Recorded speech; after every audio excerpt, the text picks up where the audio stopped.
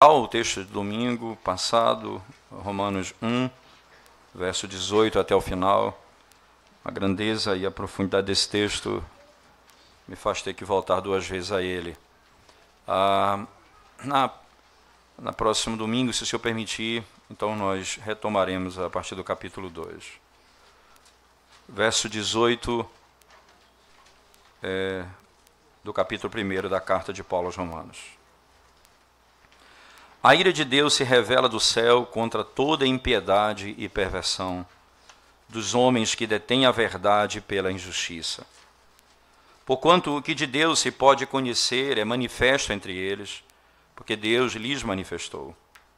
Porque os atributos invisíveis de Deus, assim o seu eterno poder, como também a sua própria divindade, claramente se reconhecem desde o princípio do mundo, sendo percebidos por meio das coisas que foram criadas.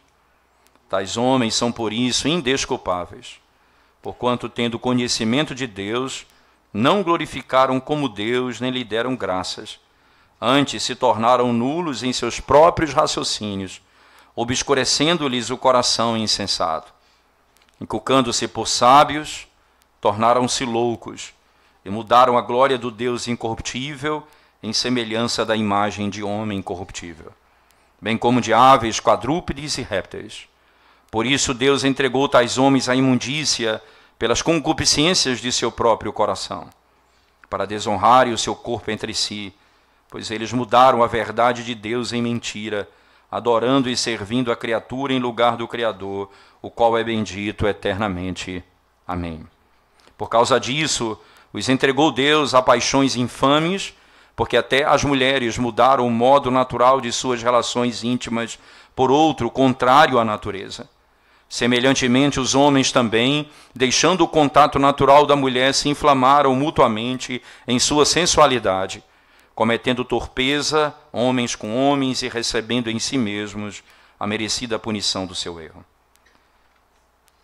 E por haverem desprezado o conhecimento de Deus, o próprio Deus os entregou a uma disposição mental reprovável para praticarem coisas inconvenientes, cheios de toda injustiça, malícia, avareza e maldade, possuídos de inveja, homicídio, contenda, dolo e malignidade, sendo difamadores, caluniadores, aborrecidos de Deus, insolentes, soberbos, presunçosos, inventores de males, desobedientes aos pais, insensatos, pérfidos, sem afeição natural e sem misericórdia.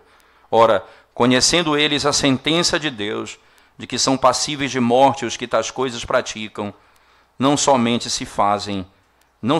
fazem, mas também aprovam os que assim procedem. Amém. Vamos à presença de Deus mais uma vez em oração, irmãos. Ó Senhor eterno, santo e perfeito,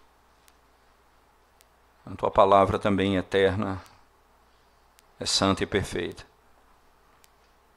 Os seus atributos, Senhor, são os atributos da Tua palavra. Então fala conosco nessa noite, poderosamente, ó Deus, poderoso e santo.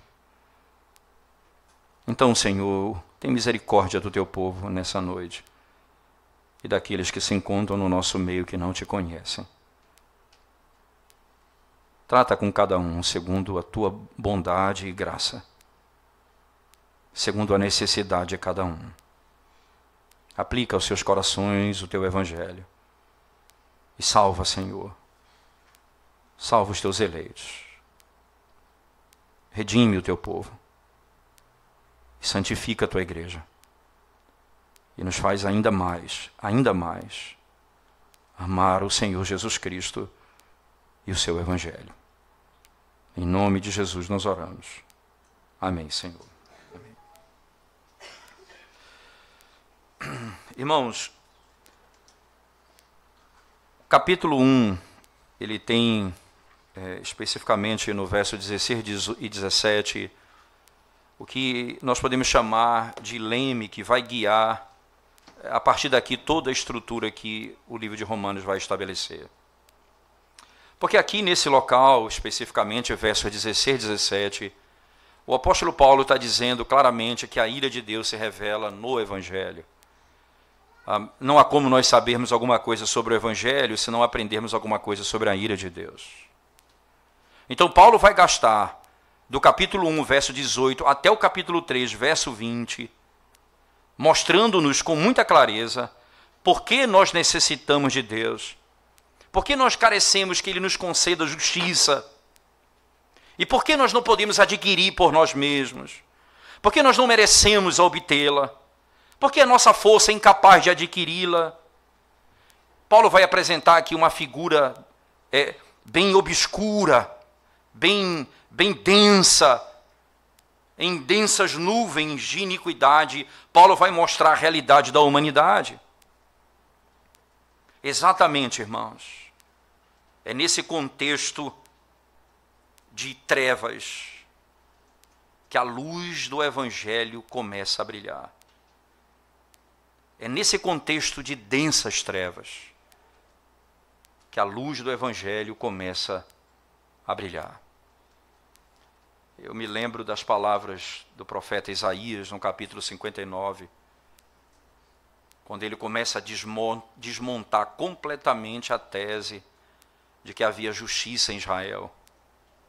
E ele diz: não há ninguém, não há um que faça o bem, não há um sequer.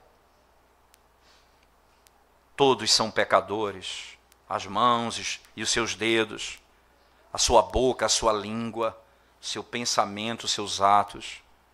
O que eles fazem, o produto da obra deles é como o que nasce desse produto é uma serpente, e quando ela pica alguém, ela mata.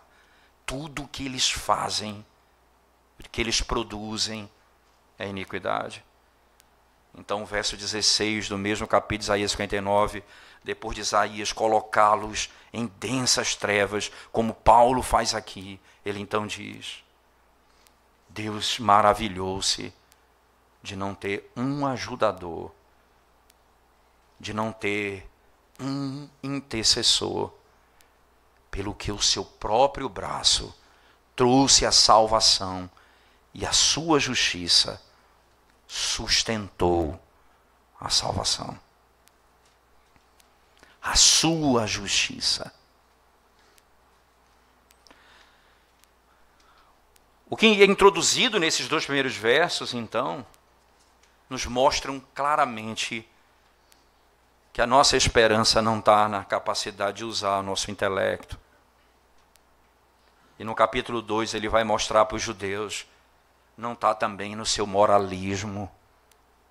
Não é porque vocês amam a lei, não é porque vocês se dizem obedientes à lei.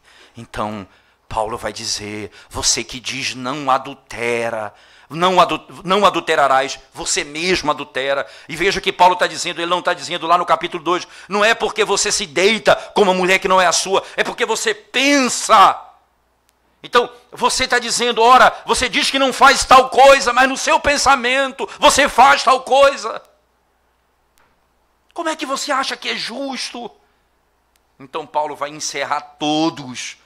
O que ele vai dizer, Deus encerrou todos no pecado, para que ficasse claro que a única oportunidade de salvação é a justiça de Cristo.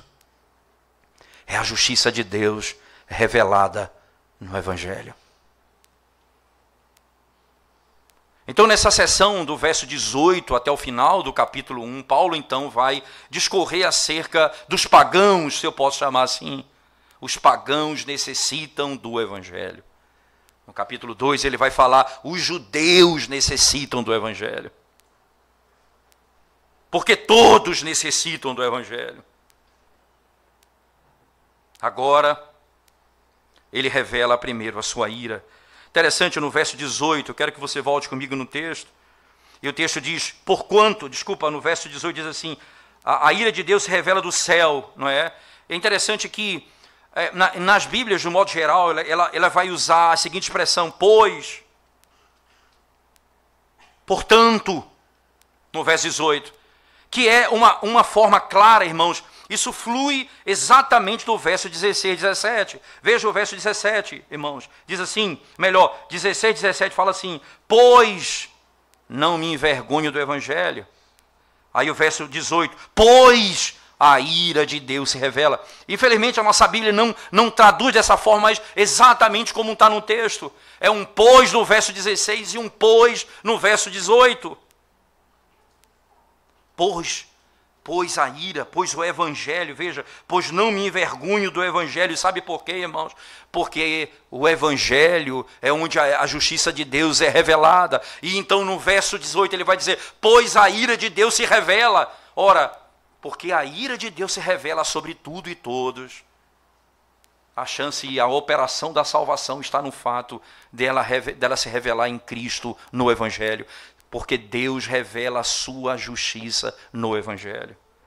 O verso 18 então diz, fluindo do verso 16 e 17, Paulo nos mostra claramente que o Evangelho não é simplesmente necessário, não é somente para nos fazer feliz, mas porque existe uma coisa chamada ira de Deus, que nós vamos ter que enfrentar. Quando você prega o Evangelho dizendo você vai ser feliz no Evangelho, e você não diz às pessoas que há uma ira que vai se revelar contra tudo e todos, você não está ensinando o verdadeiro Evangelho aos homens. A nossa paz, a nossa alegria repousa, irmãos, na declaração inequívoca de que a parte do Evangelho todos os homens estão debaixo da ira de Deus. Você vai entender que isso aqui é posso chamar uma cápsula que ela vai ser quebrada e ela vai se espalhando pelo texto. Essa é uma cápsula aqui, o que está dentro dela como uma semente, ela vai se desenvolver no texto, vai chegar até no capítulo 8, quando Paulo vai dizer assim, pois os que estão em Cristo Jesus, já nenhuma condenação há, você entende? A ira de Deus já não está mais sobre nós. Quem? Os que estão em Cristo. E o Evangelho então está dizendo, ora, se você não está no Evangelho, você está debaixo da ira de Deus. Então, se você não entende ou não crer na ira de Deus, o Evangelho não vai ser, irmãos, a alegria da sua alma. O Evangelho não vai ser a tua esperança. O Evangelho não vai ser a tua salvação. Se você não crê que a ira de Deus se revela sobre todos os homens, você não correrá para o Evangelho. A ira de Deus, como está estabelecida no texto, não vai ser algo que vai ser revelado no futuro, preste atenção nisso. O texto diz assim, a ira de Deus se revela, não é que a ira de Deus se revelará. Não, ela é vista agora, hoje. Como? Por que hoje eu posso ver a ira de Deus? Porque o que os homens estão vendo como prazer desenfreado, a Bíblia descreve como ira de Deus. O que os homens entendem por paixão desenfreada, a Bíblia descreve por ira. Por que a ira é revelada? E como ela é revelada? É isso que o capítulo 1, verso 18 até o fim vai descrever. Porque a ira é revelada e como ela é revelada. Acompanhe o texto comigo, por favor, irmãos, verso 18 ainda. A ira de Deus se revela do céu contra toda impiedade e perversão. E aqui é importante esses dois termos, piedade e perversão. A Bíblia Corrigida Fiel traduz impiedade e injustiça. Não é? Aqui traduz impiedade e perversão. Por que essas duas palavras? Porque elas são sinônimos aqui? Não, não são. São duas coisas distintas. A impiedade, ela diz respeito à nossa relação vertical com Deus. E o que ele chama de perversão ou injustiça é o que nós vamos chamar do pecado na sua manifestação horizontal. Você vai perceber que quando Deus entrega os homens aos seus pecados, Ele entrega as suas paixões horizontais, isto é, nos relacionamentos, porque a primeira foi quebrada. O que é a primeira? A impiedade.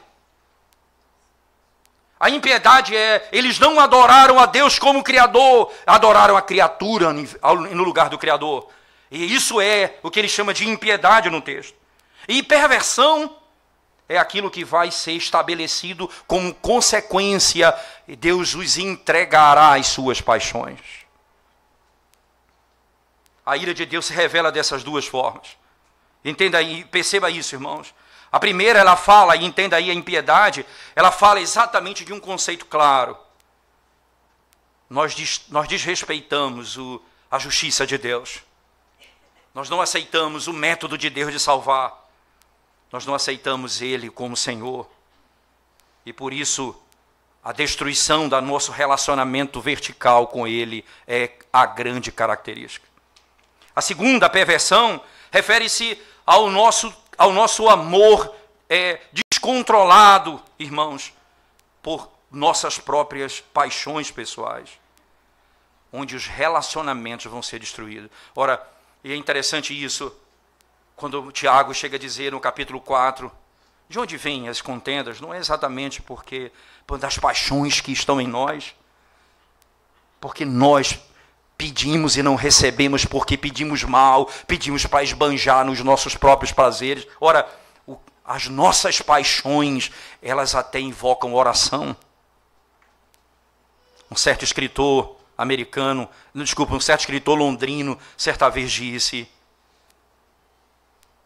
quando Deus responde às nossas orações, a sua ira é revelada.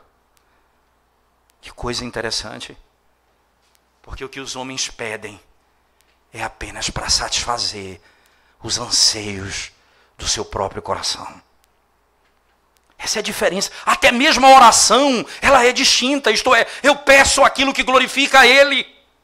Eu peço aquilo que é para o meu bem e para a glória dEle.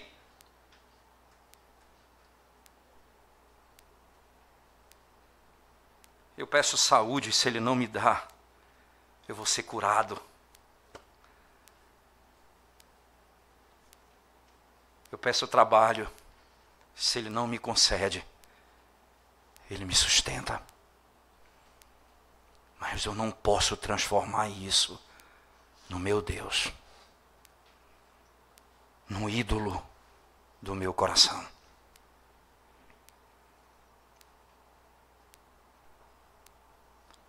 Isso é interessante porque os mandamentos se resumem nessas duas verdades: amar a Deus e amar ao próximo.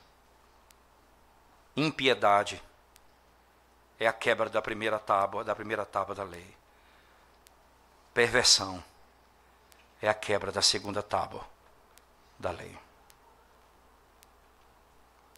Impiedade e perversão. Então Paulo agora ele vai antecipar imediatamente a reação, podemos chamar assim, a objeção de que o povo pode pensar assim: olha, nós sabemos mais do que vocês sabem.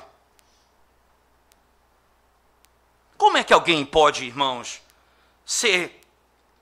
ter que lidar diante de Deus, prestar conta diante de Deus, se ele nunca ouviu a verdade? Não é esse exatamente o argumento que nós usamos? Como alguém pode ser condenado se nunca ouviu falar do Evangelho? Como alguém vai para o inferno se nunca ouviu falar de Cristo? As pessoas conhecem, sabe por quê, irmãos? Porque eles conhecem a verdade e eles, como diz Paulo, eles detêm a verdade, eles suprimem a verdade. Não é que eles não conhecem, é que eles detêm a verdade.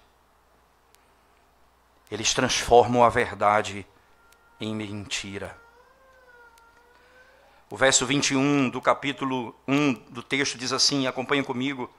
Ele fala: porquanto tendo conhecimento de Deus, não o glorificaram como Deus, nem lhe deram graças, antes se tornaram nulos em seus próprios raciocínios, obscurecendo-lhes o coração insensato.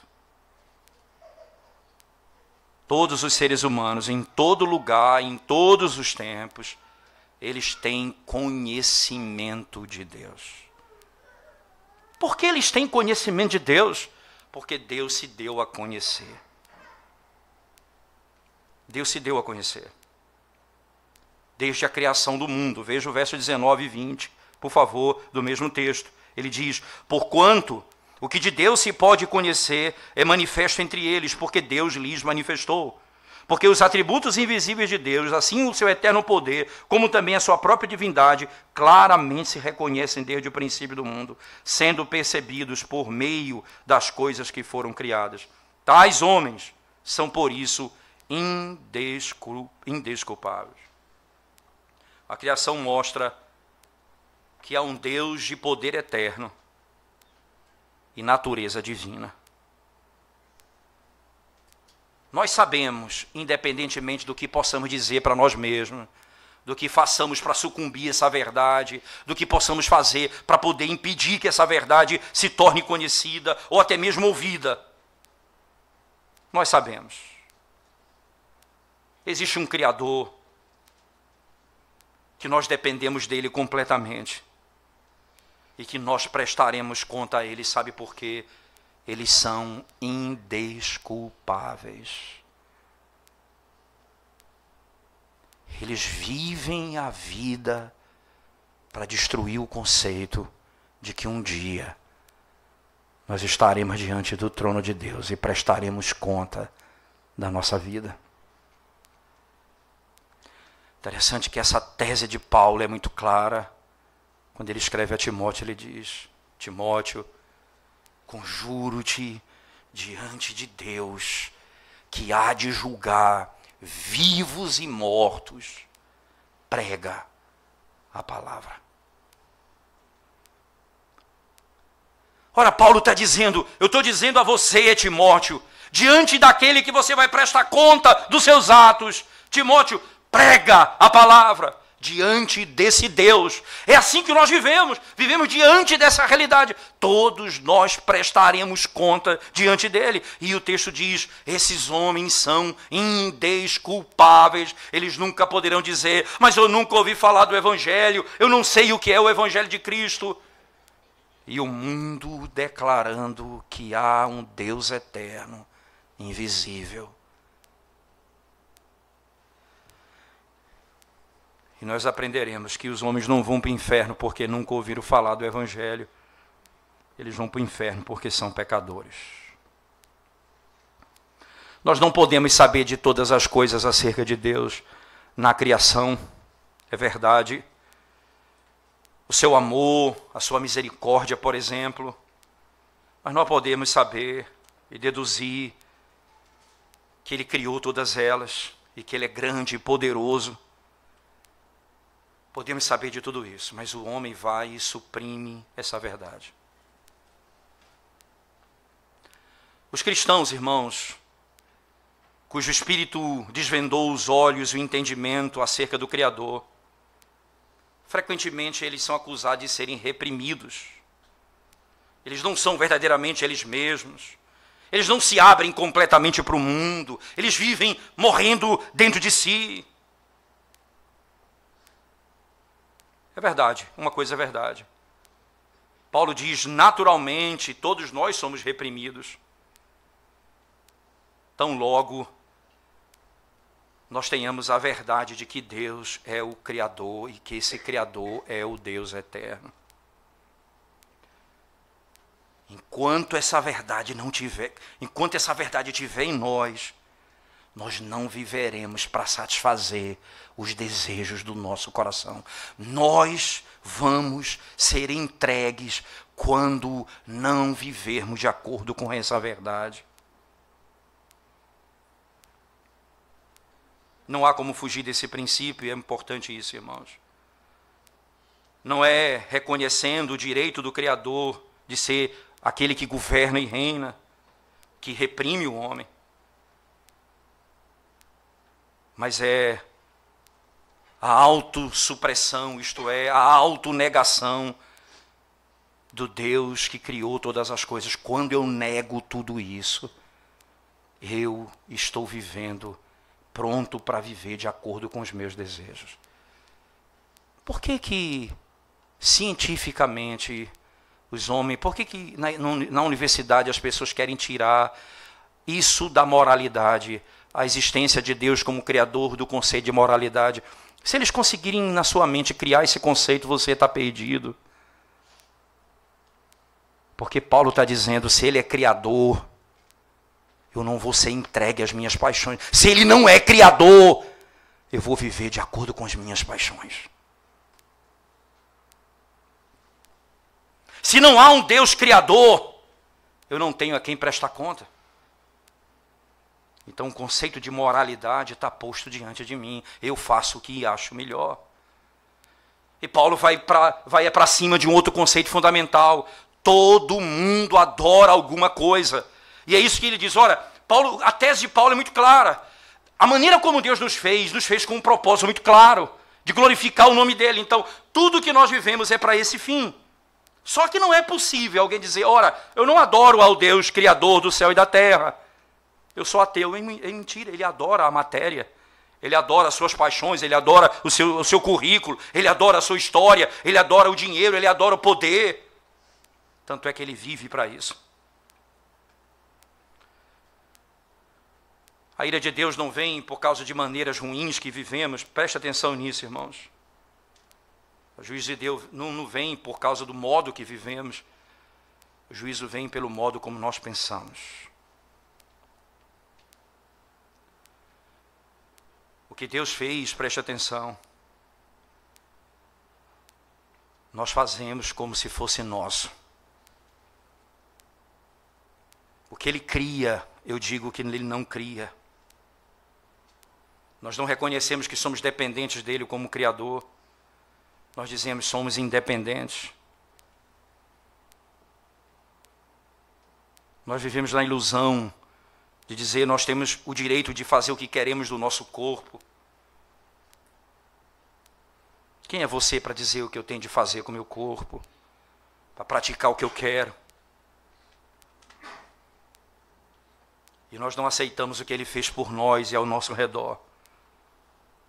O que é que acontece quando as pessoas rejeitam esse conhecimento, irmãos? De depender de Deus somente. O que é que acontece? Nós não deixamos de adorar. O que nós deixamos é de adorá-lo. Mas nós não deixamos de adorar. Nós simplesmente mudamos o objeto do nosso culto.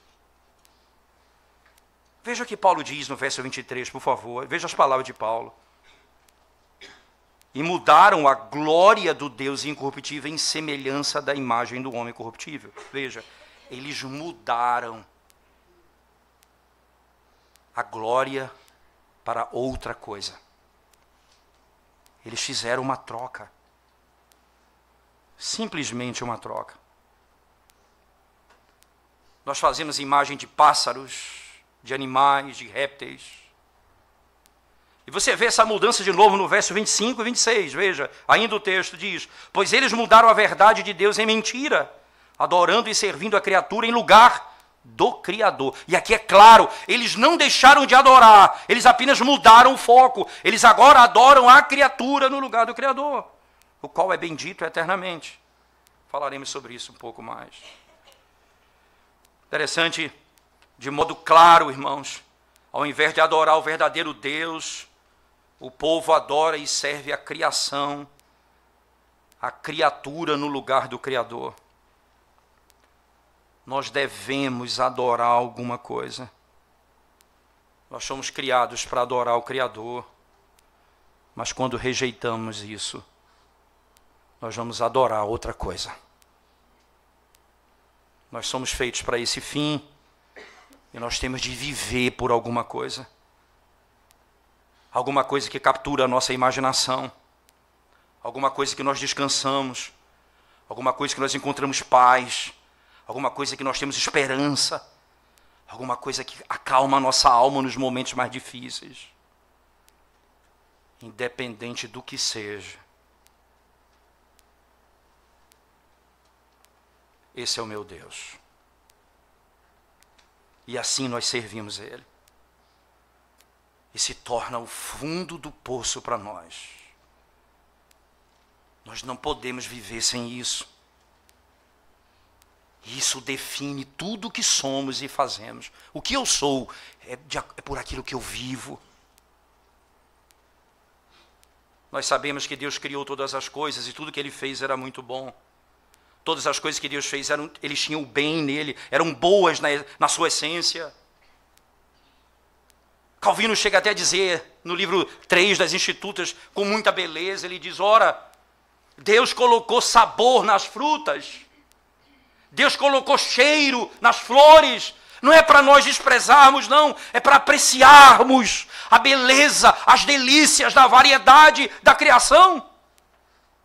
Mas Calvino ainda diz, mas ele colocou fel, para que o nosso coração não encontre descanso e paz nas coisas desse mundo. Não é nisso que nós encontraremos descanso e paz para a nossa alma.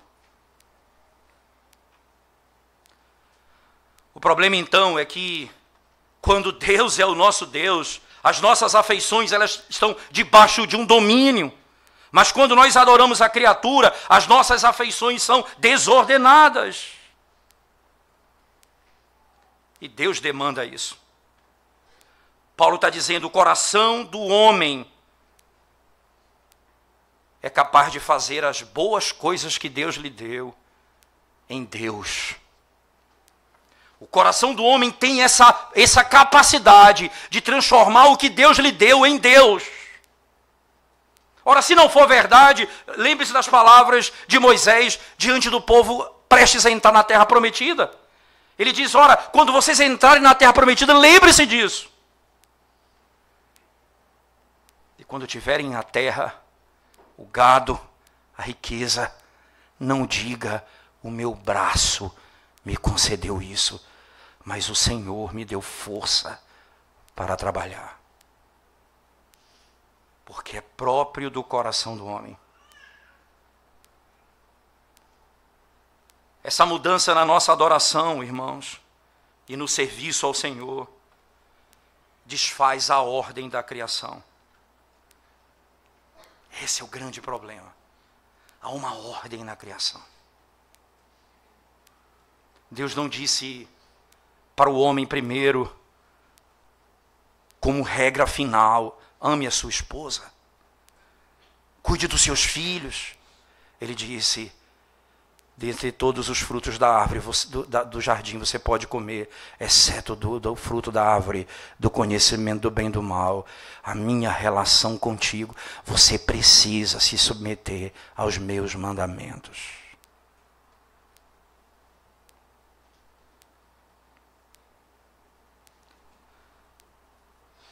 Se o homem se submete a Deus, aquilo que Deus disse, domine a criação, ele teria domínio sobre ela. Mas a desordenação se manifesta, porque primeiro, eles mudaram a adoração ao Deus verdadeiro por imagem de escultura, ou por prazeres momentâneos. Nós fomos feitos de modo singular à imagem de Deus. Feitos para nos relacionarmos com Ele nesse mundo e refletirmos a natureza e a bondade de Deus no mundo. Mas Paulo diz que a humanidade deu as costas para Deus e se prostra diante da criação. Nós não adoramos o que é imortal, nós adoramos o que é feito, diz o idólatra. Nós não adoramos o Criador, nós adoramos a criação. Da perspectiva de Deus, então, irmãos, esse comportamento é tolo.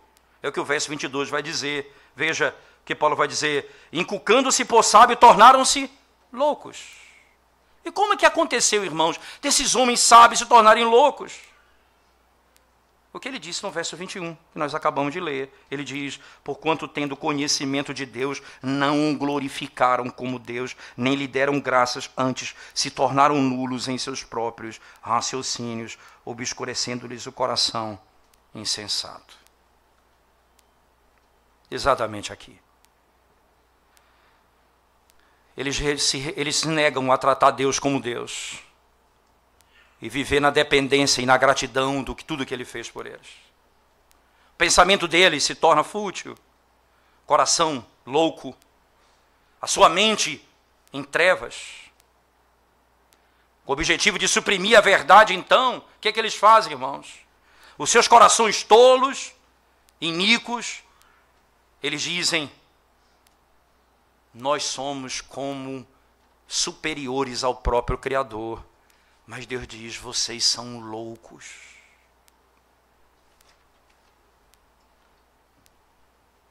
Você imagina o que está sendo dito aqui? Quando não há conhecimento de Deus, a vida não pode ser vivida de uma forma consistente. Sem conhecimento de Deus, a vida não pode ser vivida de forma consistente. Preste atenção, por exemplo, na moralidade.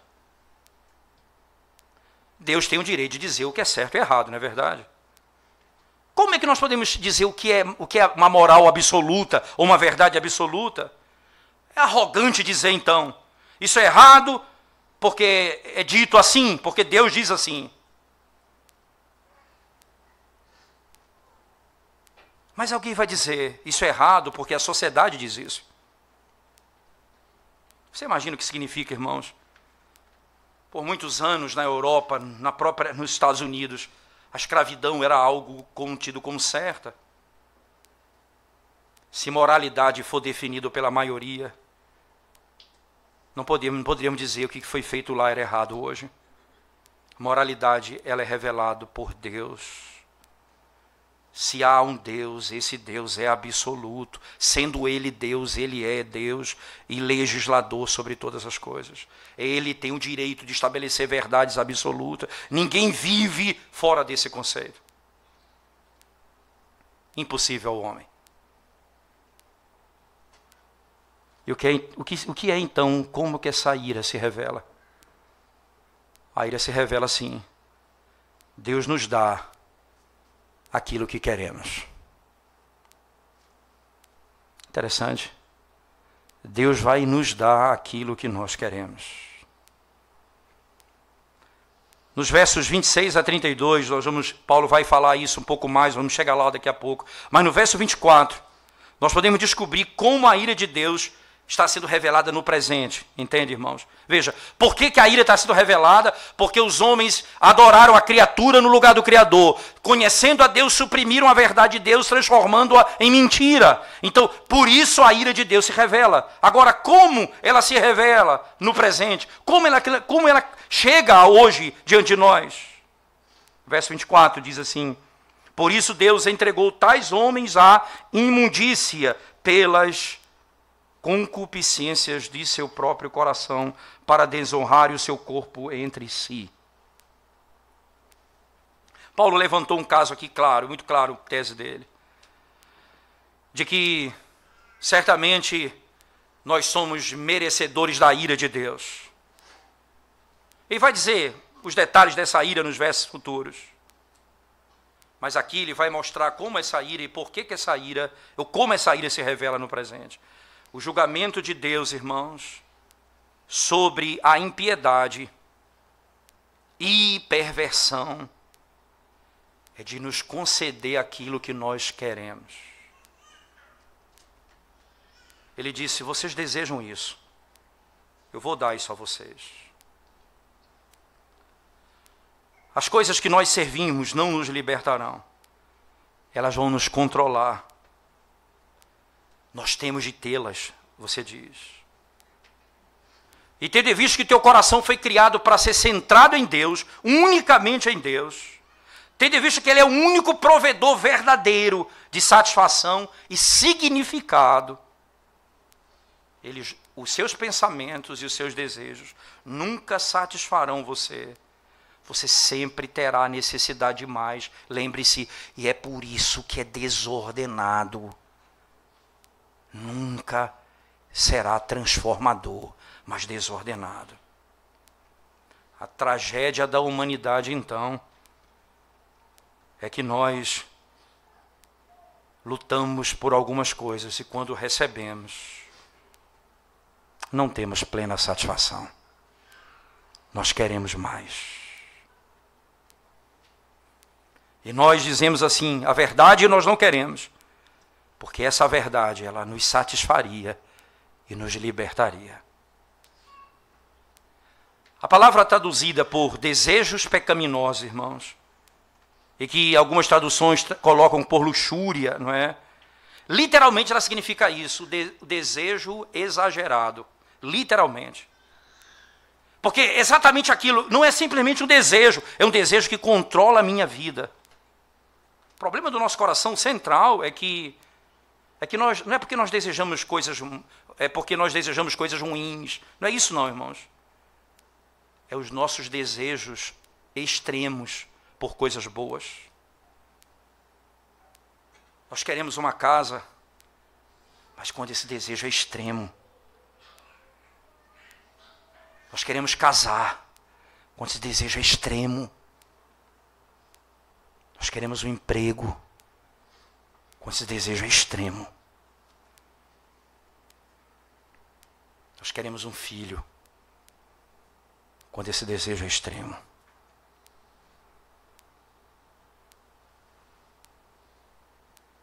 Isso acontece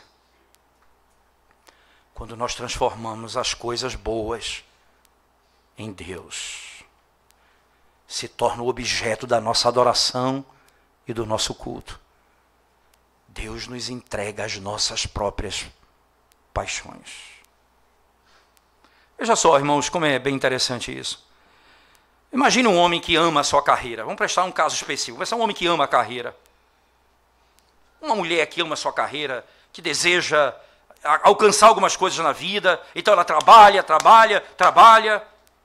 E diz assim, isso vai me fazer alguém. É isso que vai me identificar. Isso que vai me fazer alguém na vida. Isso é minha identidade. Isso então dirige a pessoa, conduz, domina a sua vida.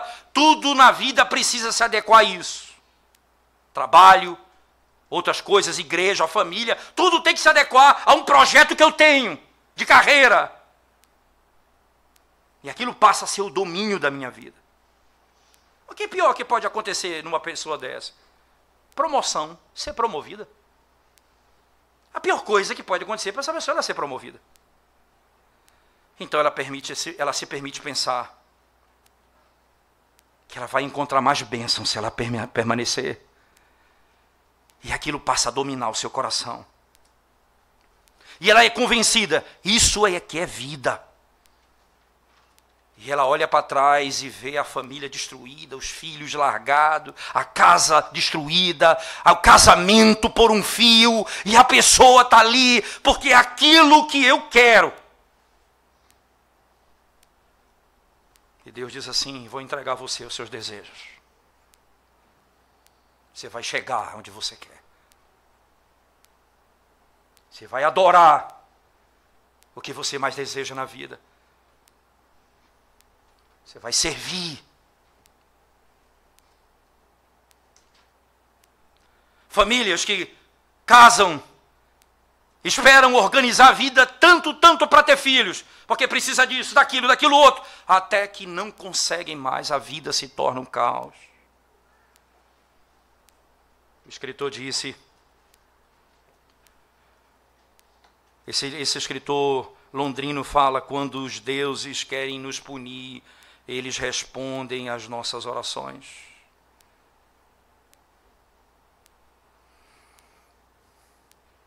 E é isso que a ira de Deus traz, irmãos. Deus nos dá o que nós queremos muito. Muito. Nós não simplesmente queremos, nós queremos muito. Transformando coisas boas em deuses.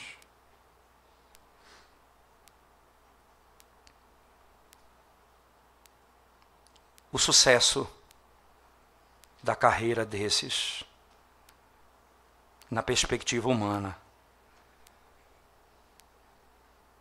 é a ira de Deus sobre esses, na perspectiva divina. Eu alcancei o que eu queria. Mas estou no meu terceiro casamento. Eu alcancei o que eu queria. Os meus filhos estão todos longe do Senhor. Eu alcancei o que eu queria. Mas não tenho tempo para a casa de Deus. E aí a destruição se torna uma realidade. Qual é a solução para essa primeira parte, o verso 25? Diz assim: pois eles mudaram a verdade de Deus em mentira, adorando e servindo a criatura em lugar do Criador, o qual é bendito eternamente. Amém. Essa é a maneira de pararmos de deter a verdade, suprimir a verdade. E adorar a Deus como Deus, depender dEle, aceitar a sua justiça, o seu governo sobre nós, e desejá-lo mais do que possamos desejar qualquer outra coisa nessa vida. Nós cantamos o Salmo 16 que diz: na tua presença, Senhor, há delícias eternamente. Na tua presença. Marta, Marta, andas preocupada com tantas coisas, Marta. Você se preocupa com tanta coisa. Teu coração está agitado, Marta. É isso e aquilo. Maria escolheu sentar-se aos meus pés. Ela escolheu a boa parte. Marta, o que você tem feito da sua vida? João, Antônio, por que andas agitado atrás de tantas coisas? Porque o teu coração anseia tanta coisa. Deus não é a satisfação da tua vida. A justiça dele não é a tua salvação. O que mais você precisa? Deseje as boas coisas, mas não deseje desordenadamente. Peça as boas coisas, mas não peça desordenadamente. Dependa completamente dele e se satisfaça com tudo que ele te deu e tem te dado até hoje. Como eu sei que recebi esse evangelho, irmãos? Se eu entender o que o verso 25 diz: o Deus que é bendito eternamente. Eternamente. Tudo mais é passageiro. Ele é bendito eternamente. Tudo mais é passageiro. Sofrimento, alegria, prazer. A nossa satisfação está nesse evangelho. Até o verso 24, então, Paulo aqui ele tem focado nesse caráter vertical do nosso relacionamento com Deus. Nós deveríamos viver em total dependência e gratidão a esse Criador que nos redimiu de todo o pecado. Ao invés disso, nós suprimimos a verdade e adoramos a criatura no lugar do Criador, tornando as boas coisas que Ele nos deu em deuses. Ele fez para nós mesmos e nós fazemos essas coisas como deuses. O que é que isso vai produzir, irmãos? Destruição horizontal. Deus vai nos entregar às paixões do pecado. Deus criou o mundo onde viver debaixo das regras que Ele estabeleceu e usufruir das suas bênçãos é o caminho que nós temos para viver a verdadeira felicidade, como a Escritura nos ensina. Quando nós adoramos um ídolo no lugar de Deus, ele não é a única coisa ou a coisa principal que temos na vida. Isso nos governa. Isso conduz o nosso caminho. Isso mostra por onde nós andamos, as decisões que tomamos. São os efeitos horizontais de mudar Deus, de trocar Deus por um ídolo, que Paulo passa a dizer agora. Vocês trocaram o Criador pela criatura. Agora Deus vai mostrar a vocês o que isso trará. verso 26 e 27, quando ele fala sobre o homossexualismo. Veja a expressão, por causa disso. É inequívoco a conexão. Por causa de quê, irmãos? Trocaram o Criador pela criatura. Por causa disso. Os entregou Deus a paixões infames, porque até as mulheres mudaram o modo natural de suas relações íntimas, por outro contrário à natureza. Semelhantemente, os homens, também deixando o contato natural da mulher, se inflamaram mutuamente em sua sensualidade, cometendo torpeza, homens com homens, e recebendo em si mesmo a merecida punição do seu erro. Interessante nós pensarmos aqui nessa linguagem usada por Paulo. Não é? Veja a palavra natural utilizada no texto, irmãos. Ele diz assim, no 26, por causa disso se entregou Deus às paixões infames, porque até as mulheres mudaram o modo natural das suas relações. E não é? Veja ainda, por outro contrário à natureza. Você percebe, irmãos, que o conceito de troca aqui, eles trocaram a glória de Deus pela criação. Agora Deus faz com que isso desordene, que eles troquem um modo natural pelo modo não natural. Porque nós fomos feitos para adorá-lo. Agora, Paulo está dizendo, nós fomos feitos com uma forma natural. E nós queremos viver o não natural.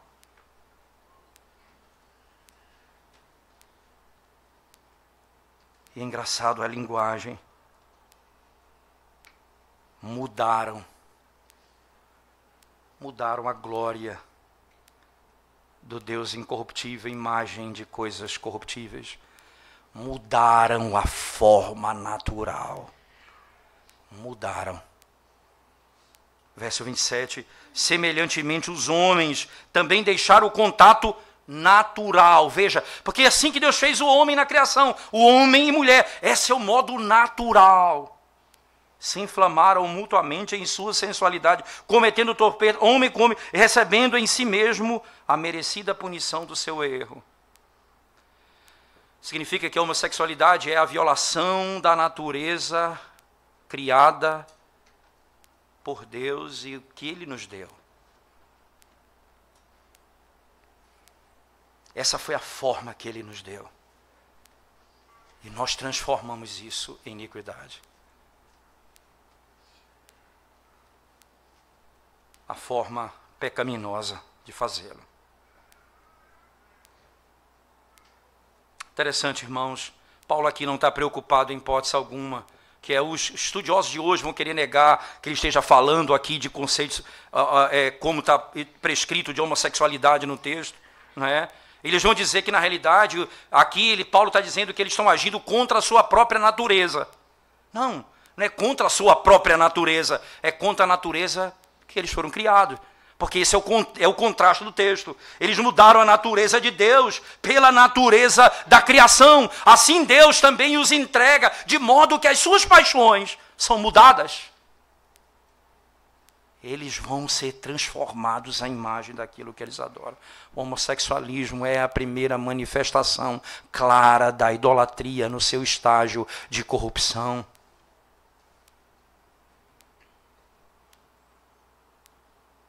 Certamente, adorando a criatura no lugar do Criador, eles se deitam com pessoas que são exatamente como eles mesmos. Exatamente como eles mesmos. É assim que Deus faz, irmãos. Deus os entrega aos seus desejos pecaminosos. É assim que termina o verso 27. O 27 termina exatamente assim. Em sua sensualidade cometendo torpeza homens com homens e recebendo em si mesmo a merecida punição do seu erro. Preste atenção. Aqui tem uma penalidade. O texto está dizendo, aqui essa é uma penalidade. O que os homens chamam de direito de cada um ser o que quiser. Deus está dizendo, eu os entreguei às suas paixões. Homossexualismo não é, segundo a Escritura, outra coisa senão penalidade. Penalidade. Eu lembro do texto de Isaías, no capítulo 6, quando Deus se revela a Isaías no templo. E naquele discurso, naquele momento de diálogo entre Deus e Isaías ali, na visão gloriosa da majestade dele, ele diz assim: Senhor, eis-me aqui, depois de Deus perguntar, quem há de ir por nós? Eis-me aqui, envia-me a mim. Então Deus diz: vá, e você vai pregar para que eles não escutem, não vejam, não entendam. E aí diz: vai sobrar apenas um toco. O que é que Isaías está dizendo ali?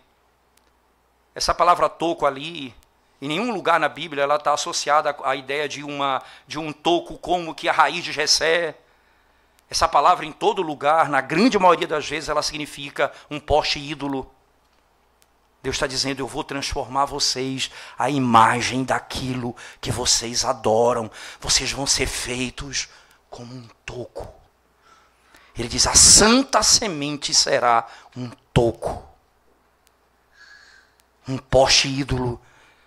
Porque eu vou transformar vocês à imagem daquilo que vocês adoram. E lembre-se do Salmo 115. Eles têm olhos, mas não podem ver. Eles têm ouvidos, não podem ouvir. Tornem-se semelhantes a eles, os que tais coisas praticam. Quem eles adoram? E o que é que Deus diz? Vocês não vão ouvir com seus ouvidos. Vocês não vão ver com seus olhos. E não vão entender. O que é isso? Um ídolo.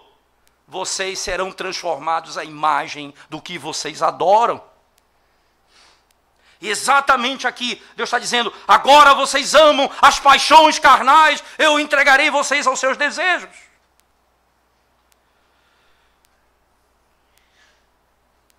E esse pecado deixa as pessoas fora do seu reino, nós vimos já isso. 1 Coríntios 6, 9 e 10, Paulo diz categoricamente. Mas mesmo esses pecados, quando o indivíduo é redimido por ele os deixa fora do reino, mas saindo salvos pela graça do Evangelho, onde a ira de Deus revela a sua justiça no Evangelho. Então, as riquezas da salvação podem chegar a eles também.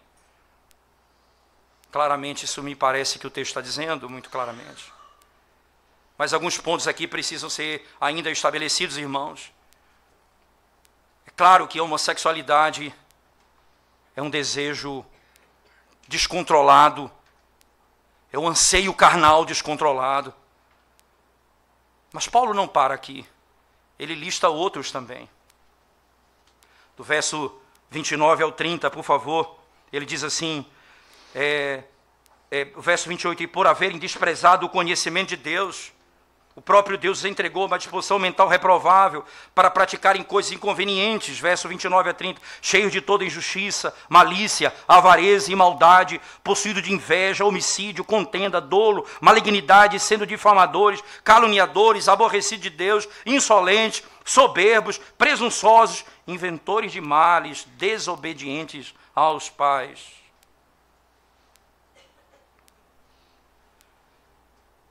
Não pense que o homossexual está além do alcance do Evangelho, se uma das outras manifestações dessa desordem, Paulo descreve aqui também. São todas essas manifestações do mesmo pecado. A nossa soberba revela todas essas facetas.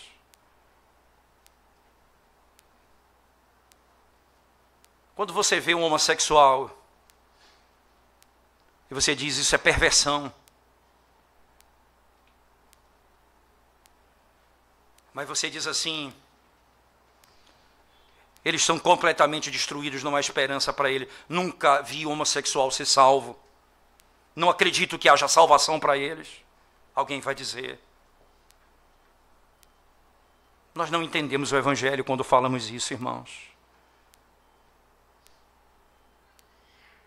Quando nós começamos a perceber que aquelas descrições ali, injustiça, malícia, avareza, maldade, inveja, homicídio, contenda, dolo, malignidade, difamação, calúnia, aborrecidos de Deus, insolentes, soberbos, presunçosos, inventores de males, desobedientes aos pais. Não me parece que Paulo teve o pecado do homossexualismo, apesar de muitos quererem dizer isso. Certamente Paulo não teve esse pecado. Mas ele entendeu o Evangelho porque disse: eu sou o principal dos pecadores. O que o Evangelho tem feito de você? Você tem se tornado digno da misericórdia de Deus porque você não anda como aqueles que andam na prática do homossexualismo? Você ainda não conheceu o Evangelho. Você ainda precisa conhecer o Evangelho. E se Cristo veio morrer pelos seus eleitos, não há um único desses que Ele não veio morrer por eles. Os seus eleitos, estejam eles onde estiverem. A ira revelada no Evangelho, que nos livra e nos põe em liberdade para servir a Deus e amar o nosso próximo.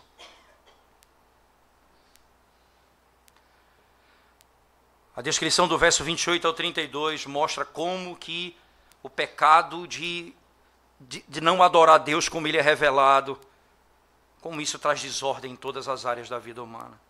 No verso 29, por exemplo, ele diz: cheio de toda injustiça, malícia, avareza. Ele traz desordem econômica.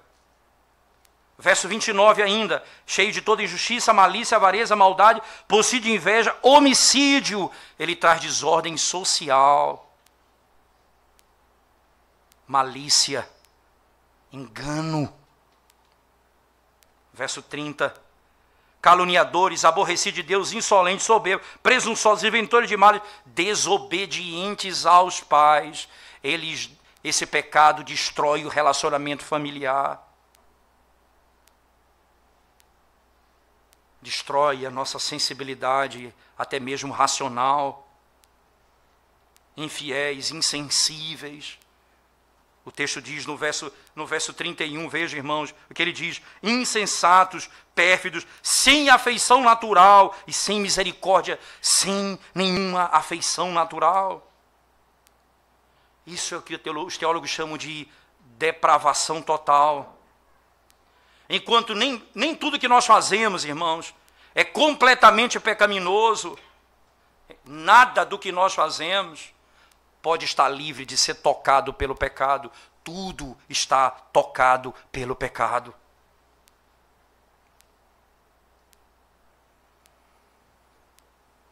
O que Paulo está dizendo aqui é: como que nós podemos não dar glória a Deus como Criador? E o efeito disso em toda uma sociedade.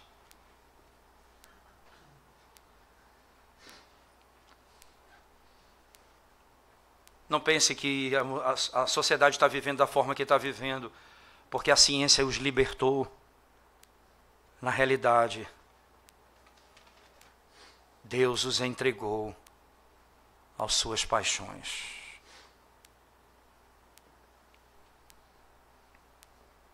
O que as pessoas que fazem isso merecem, irmãos? Verso 32, Paulo diz: ora, conhecendo eles a sentença de Deus. E o que me impressiona é que Paulo trabalha, eles conhecem. O problema não é conhecimento, não. É que eles suprimem o conhecimento. Deus se revela, eles sabem que eles são indesculpáveis, sabem que vão prestar conta diante de Deus. Mas eles fazem assim, eles mentem, eles enganam. Ou você não acha que a serpente sabia que Adão e Eva morreriam depois de comer do fruto? Esses mestres que vocês têm nas universidades, que tentam desfazer da verdade bíblica, eles ressoam a voz da serpente, tentando enganá-los. Não escutem sua voz. Não escutem sua voz. porque certamente morrerão. Está se referindo aqui à nossa consciência. Cada pessoa, em cada sociedade, sabe o que é certo e errado. Olha, Paulo vai dizer isso em Romanos 2, 14 e 15. Declaradamente ele vai dizer, os gentios, quando fazem o que é certo, errado, são julgados pela lei que está escrita neles, na natureza. Paulo vai dizer isso lá no capítulo 2, e o que ele está dizendo? Eles sabem que vão ser julgados, porque há uma condenação e uma absolvição contínua na mente deles. Mas o pior, irmãos, é que eles não só praticam isso, sabendo que essa é a pena de morte, como eles aprovam os que tais coisas praticam.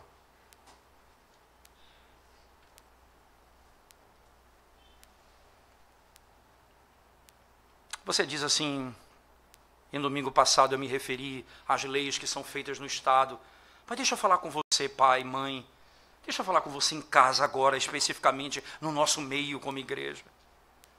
Você tem encorajado o seu filho a fazer de um resultado de um teste um ídolo? Você é melhor do que os outros? Você vai alcançar aquilo que eu desejei para você? Você tem incentivado o seu filho a fazer disso o objetivo da vida dele? É isso que você quer? E como eu tenho lidado com a fofoca no nosso meio? Nós conversamos sobre isso e você não desafia para que isso é pecado e precisa ser abandonado, porque não só nós fazemos como aprovamos os que fazem.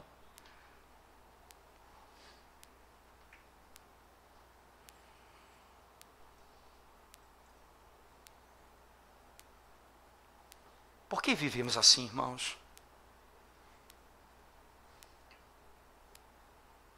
Qual é o objetivo da sua vida? Qual é o anseio da sua alma?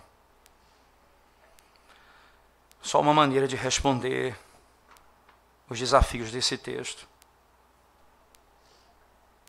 é nos trazer de volta a um conceito claro. A soberba em nós, a arrogância em nós. Eu digo assim, os pagãos são ímpios, eu não.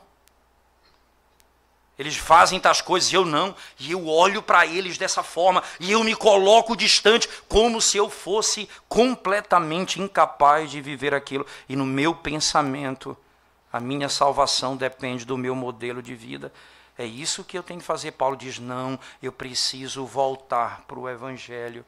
A ira de Deus, a justiça de Deus se revela no Evangelho. Veja que Paulo vai dizer no capítulo 2, verso 1, texto que nós vamos começar a expor domingo que vem.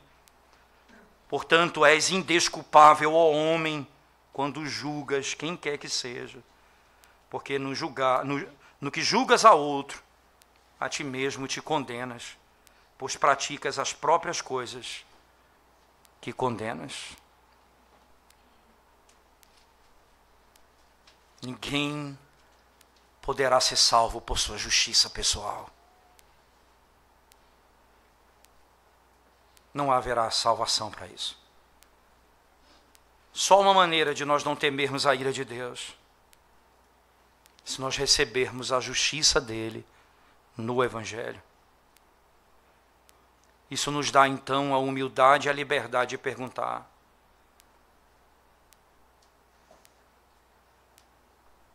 que ídolo já ainda não foi derrubado no meu coração?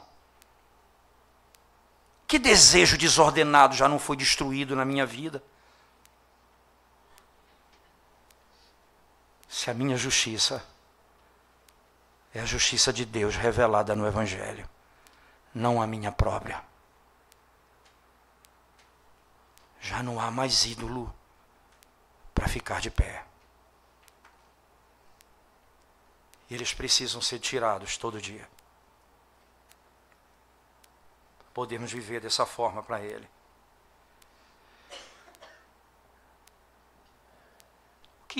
Como seria, irmãos, se nós dependêssemos somente do nosso Criador nessa área da minha vida, na área desordenada da sua vida? Como seria se você dissesse: eu dependo apenas do meu Criador, não de mim mesmo?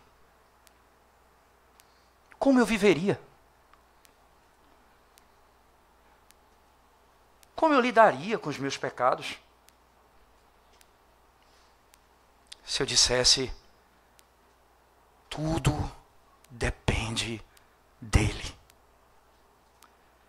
não de mim.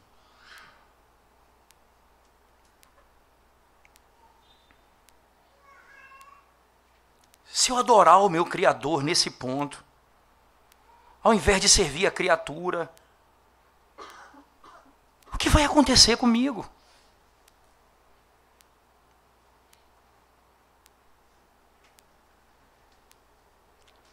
É aí que o caminho da ordem se estabelece. Então nós somos hoje chamados a abandonar toda a justiça pessoal e confiar na justiça de Cristo. E confiar no Criador que provê todas as coisas para nós, e tudo que Ele nos deu é suficiente. E tudo que Ele não nos deu é porque nós não precisamos. Não transforme o que Ele não deu no que você precisa. E seja grato por tudo que Ele lhe deu, não transformando aquilo em seu próprio Deus. E assim reordenaremos a vida segundo o Evangelho. Essa é a nossa esperança, essa é a nossa confiança. Esse é o nosso Deus, essa é a nossa salvação. Esse é o nosso Criador, esse é o nosso provedor, esse é o nosso sustentador. Ele é a nossa vida. E só nele, na presença dele, nós temos delícias perpetuamente. Só nele. Vamos orar ao Senhor mais uma vez, irmãos. Senhor amado, Pai do nosso Senhor Jesus Cristo, que para demonstrar que nos deu todas as coisas, diz que o Senhor não poupou o seu próprio Filho, acaso não nos daria todas as outras coisas? Ó Deus, bendito seja o teu nome pelos séculos dos séculos. Quanta desordem na nossa vida, nas nossas afeições. Tem misericórdia da nossa alma, Senhor, pelo amor do teu nome. Ensina-nos a confiar em Ti e no Teu Evangelho tão somente, e não dispormos a nossa vida para as nossas paixões pecaminosas, pelo amor do Teu nome. Não nos entregue, Senhor, aos desejos carnais do nosso coração. Restrinja o mal em nós e nos faça esperar exclusivamente em Cristo, na justiça de Cristo, na obra de Cristo, para podermos viver nesse mundo para a glória do Teu nome. Em nome de Jesus nós oramos. Amém, Senhor.